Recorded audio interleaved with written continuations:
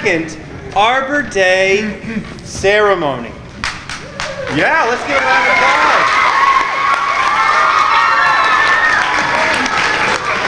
I do want to say that we have some special guests in the house, and I want to say a big thank you to a number of people. So one, I want to say thank you to Sarah Liederman, Adam Careva, thank you, Ann Parsons. They're part of the Arbor Day Tree Association, which actually Miss Corey and I had the opportunity to go down at the library and listen to them speak, and it was such wonderful conversation about what we are going to be talking about today, which is about trees and why trees are so important. So in addition to those three very special people, I also want to say thank you to Kyle Barber. Kyle Barber is from Eversource, and we've worked with Kyle, and Kyle actually is donating trees for Demello. So grades 2nd through 5th, thumbs up if you remember this Arbor Day ceremony from last year. Yep. Where did we plant our trees last year? Over there on the side, yeah.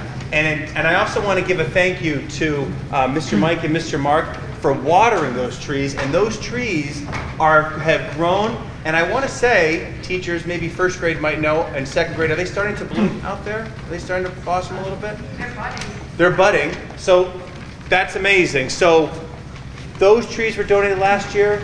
We have new trees coming to us this year, and Kyle very much helped us with that. And also, Stanley Tree Service was out there today digging holes. And so what is going to happen is we have trees that will be donated, and we're going to put them out in the front. All right. But what we want to talk to you about today, and I have special guests here on the side. To me, and to your teachers and Ms. Corey, there's nothing more important than teaching you about special events. But when it comes from the students, that is so important. And we have in front of you some of our 5th grade student council members and some of our 4th grade student council members, and they have been working so hard in preparation for today's ceremony. So when they come up, they're a little nervous, but they're prepared. They've been working on this. They've been taking their own time during recess to do a little bit of research and to come up with some poems that they're going to share with you. So I know you're going to be a wonderful audience and give them your most undivided attention. All right. So I do want to get started. So friends, today we're talking about Arbor Day. And Arbor Day, can anyone just give me, what is Arbor Day? Can anyone just remember or what they think Arbor Day might mean to them? Kaden? Helping the earth. Definitely helping the earth. Yeah. A little bit more. Josie? Planting plants. Yeah. And in this case, it's going to be planting trees. Yeah. 5th graders. Liam? What do you think?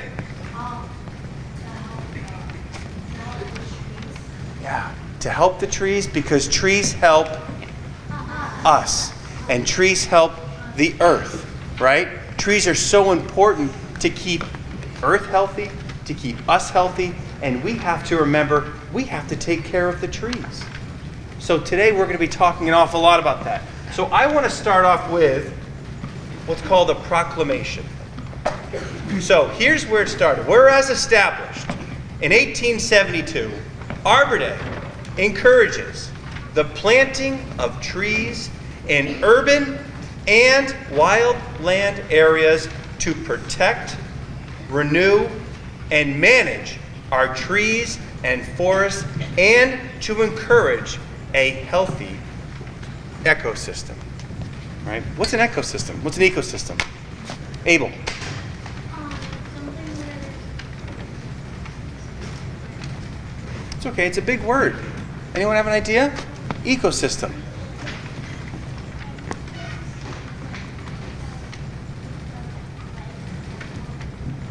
Yeah, it's a system of life, right? So like there's a lot of things that have to stay in balance in order for us to stay healthy, our animals to stay healthy, the air to stay clean. Everything needs to be healthy in order for the earth to be healthy. So Arbor Day, starting with the trees, is to really encourage a healthy ecosystem.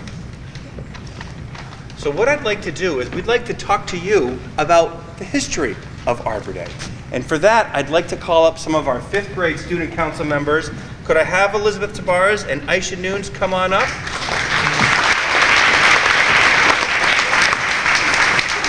So this is, I'm going to turn this on, and you can pick it up if you want. Okay.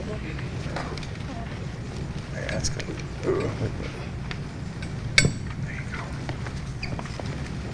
We are here today to celebrate the 152nd anniversary of Arbor Day, which literally means Tree Day.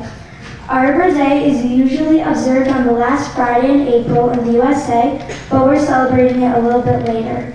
This holiday emphasizes the planting, care, and preservation of trees and the important role of trees in protecting our planet's natural resources. The origins of Arbor Day date back to the mid-1800s when a journalist named Julius Sterling Morton moved to Nebraska City with his wife. He bought 160 acres and planted a wide variety of trees and shrubs in what had been a flat, desolate stretch of open land. Morton also became editor of the state's first newspaper and used it to spread his knowledge and appreciation of trees and stress their importance to Nebraska. His readers were receptive and agreed that Nebraska needed to increase forestation across their state. In 1872, Morton proposed a day that would encourage all Nebraskans to plant trees in their community, and the first Arbor Day was born that April. It was wildly successful. Morton led the charge, and about 1 million trees were planted that day by Nebraskans, and many prizes were awarded. This annual tradition spread quickly and eventually became a state holiday in Nebraska. April 22nd was initially chosen because it was Morton's birthday, and usually ideal weather for tree planting. Over time, the idea of an Arbor Day celebration continued to spread to all 50 states and across the globe. People around the world will gather every year to celebrate trees and plant greener. Tomorrow, just as we're doing today, we're planting 2 trees at the Demello school, and we will distribute some seedlings to take home and plant. And with your help, we hope to see Dartmouth residents plant and nurture thousands of trees in the years ahead.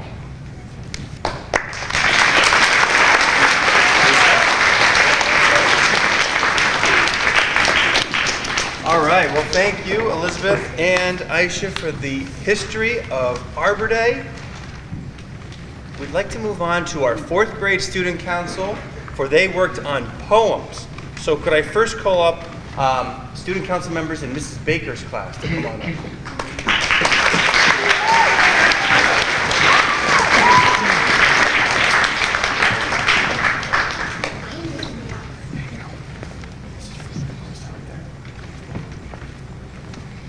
My Tree and Me by Annabelle Jane Parker. My tree is my friend, and here is the reason. My tree may not talk, but it tells me the season. My tree says it's winter with limbs that are bare. When its buds start to open, then spring's in the air.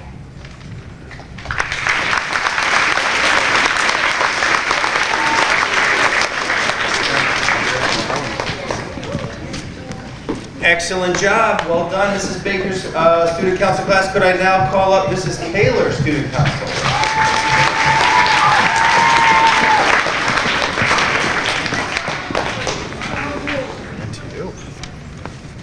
Dogwoods by Bernard Kozarski. The dogwoods are blooming up and down the street. The breaking of the cold, the unusually warm, brilliant spring day had brought my neighbors out to wash cars and cut grass.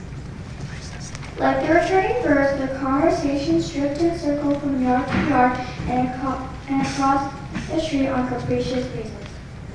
We have been put away all winter like articles of summer clothing, our potential at rest. Yet now, even at night, pale, airy clouds of blossoms hover in the darkness all over the neighborhood.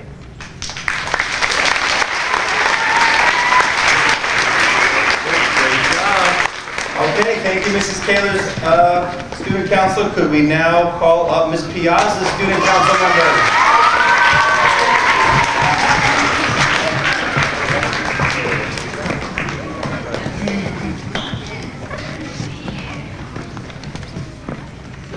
A splash of white rises and blossoms tall on the dogwood trees near the stone wall.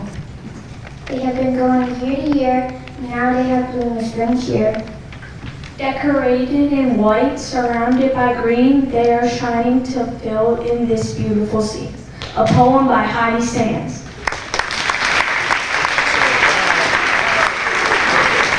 Okay, thank you, Mrs. Diaz. The fourth grade student council. Could we now call up Mrs. Markey, student council member?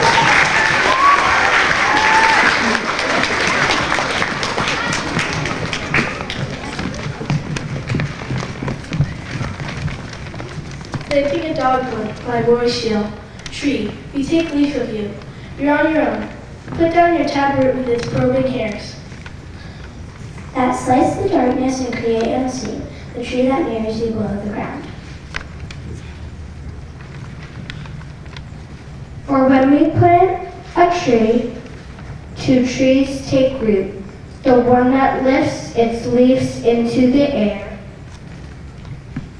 and the inverted one that cleaves the soil to found the Ronald's sweet, dull silver trees. And spreads not up, but down, each drop a leaf in the eternal blackness of that sky. The leaves you show are curled like tiny fists and bear small button blossoms, greenish white, that quicken you. Now put your roots down deep, draw light from shadow, break in on earth's sleep.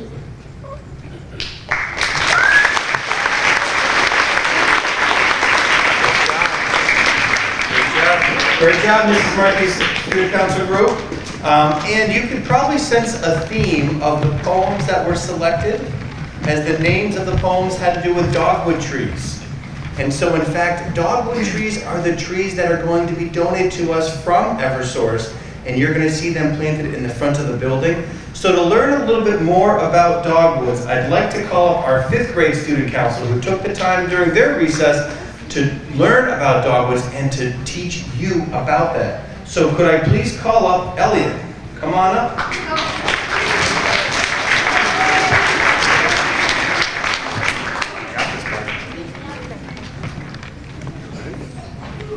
Americans have a long loved the dogwood tree. George Washington planted one at Mount Vernon, as did Thomas Jefferson at Montello. Early Native Americans made medicine tree from its bark. Civil War doctors used this tea as quinine substances. The tree has extremely hard wood. It is also found important uses as weavers' shuttles and golf club heads, the heads of chisels and manuals, and even wedges and yokes.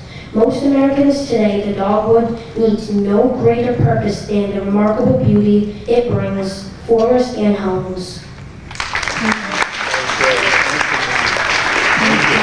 Thank you, Elliot, for that. Could I also now call up JT?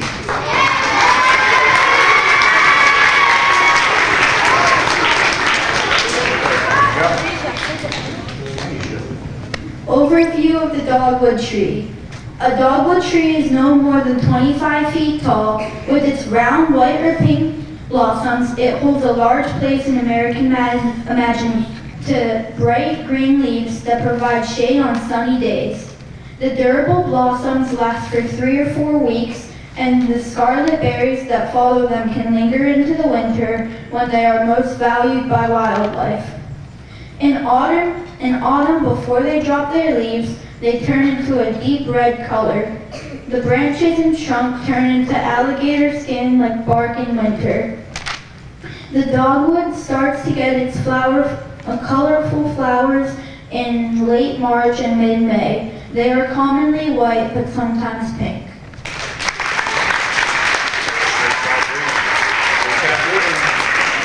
Thank you, JT. And as you look, once we're done with the ceremony and once these trees start to grow, you're going to notice that we have both a pink dogwood tree and a white dogwood tree. So JT, exactly what you were talking about. And Henry, could I call you up?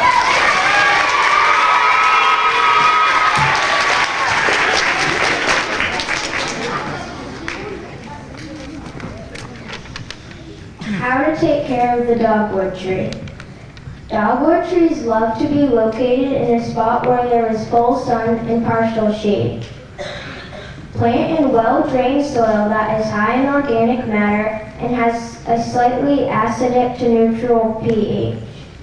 A 2 to 4 layer of mulch will help keep the roots cool and moist in hot summers. Propagate flowering dogwood by seed or stem cutting. Thank you, Henry. All right, and lastly, could I please call up Elizabeth and Aisha?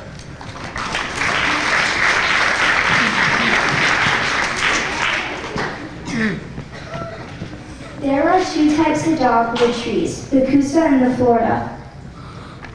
They got their name from the trees earliest used for making swords and daggers. The dogwood grows 20 to 30 feet.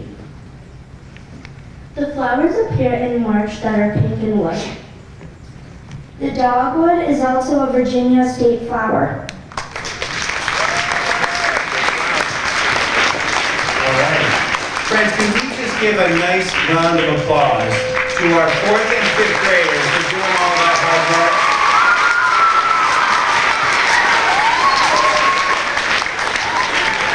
And something to really think about for our 3rd graders, because 3rd grade, just think about all, and this is just a small fraction of what student council does for 4th and 5th grade. So 3rd grades, think about it, because such great responsibility and wonderful job really done by all. So 3rd grade, think about this as you move up for next year.